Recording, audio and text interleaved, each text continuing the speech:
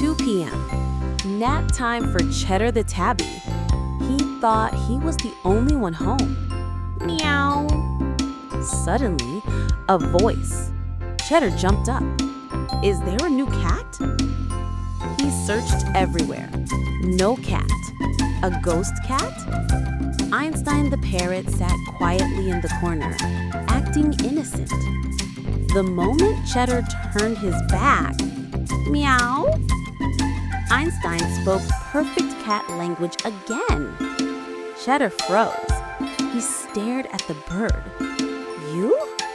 Did the bird turn into a cat? Cheddar crept closer. Truth time. Then the parrot opened his beak. Woof, woof, sit! It was a dog impression. Cheddar's pride was shattered.